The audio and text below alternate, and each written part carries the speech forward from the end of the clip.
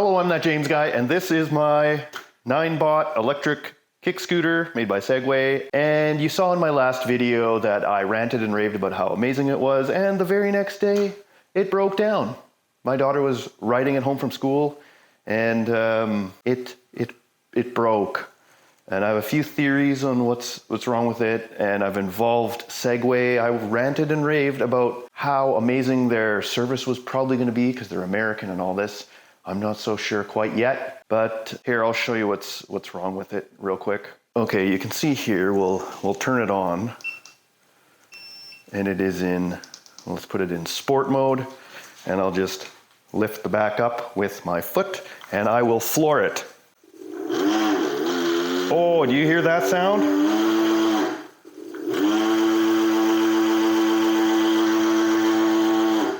And it goes 15 kilometers an hour flat out. So something's really wrong here.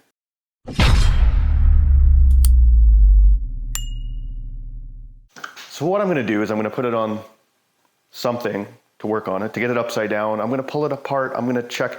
Segway initially said, hey, check the motor controller and the connections and this and that. They were treating me as if I was a repair center, which I mean that I know the basics. It's warranty. I just want to. So they've offered to take it. I'm supposed to ship it back to Ontario, which is probably going to cost, this thing's like 40 pounds, takes up some space. I'm thinking this thing's going to cost like 50, 60 bucks to send it there, 100 bucks. I don't know what shipping costs these days, and they'll fix it. And if it's warranty, they'll send it back for free. But I'm going to take a few, if I don't have to send it away and spend that money, I think maybe perhaps because this thing has, I mean, these things use a AC or at least a brushless DC, which is almost the same as AC, 3-phase. They've got multiple phases.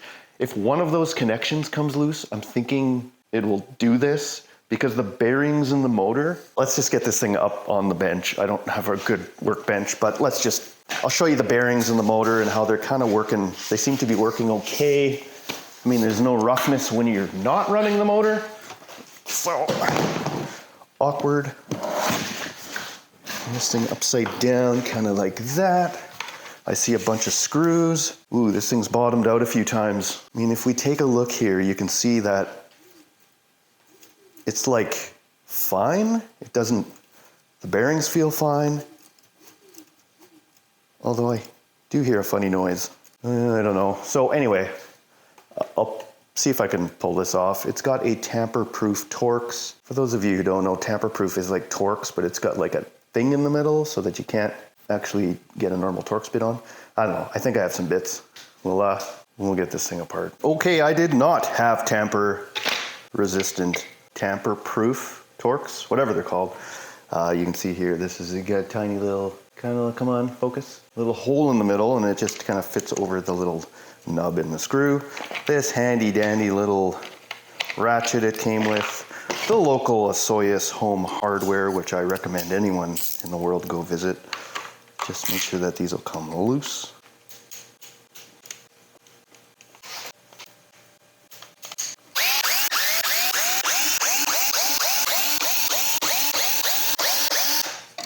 Okay, what is behind the magic cover? It feels like it's sealed up. There's some sealant on it in some spots anyway. Not at the front. At the back there is. Okay, ready for the reveal? Oh, I see a battery, and I see some sort of controller.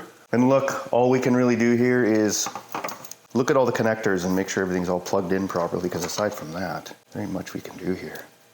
Connector, yeah, plugged in. Nothing funky going on anywhere. Looks like the motor controller. Here's our big wires going into our motor.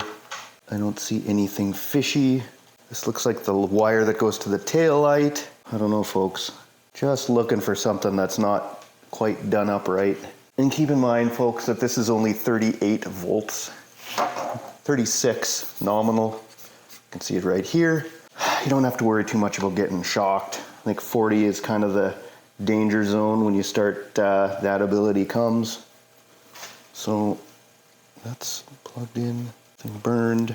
Oh, so this is the charger down here, the battery charger. This is the controller. I don't know, I don't see anything wrong here. So these wires coming out of the controller, this is 3-phase AC. And they're soldered into the controller down there. And they come to these connectors. Well, let's switch it on. Oh, it must be too smart. It won't run upside down. It's beeping at me. It's super mad. Don't try and work me upside down. Wrench. There's a wrench sign. That can't be good.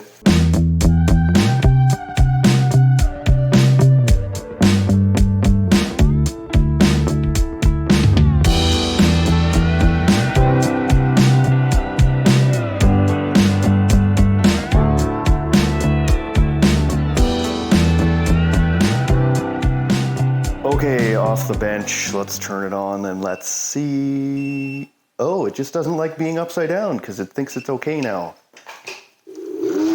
Ooh. I think something's wrong inside the motor. I think there's something come loose, like a connection not being made or something. Only 2 of the 3 kind of phases are hooked up. Maybe that's why, I don't know. Anyway, I think I'm gonna have to send this thing to Ontario to the Segway fixing place. But I also found one in Kelowna, so I might see if they can do it. That way I could save the shipping, drive the EV there so it doesn't cost me hardly anything. Anyway, I hope you found this useful, or at least just mildly entertaining. I will see you next time.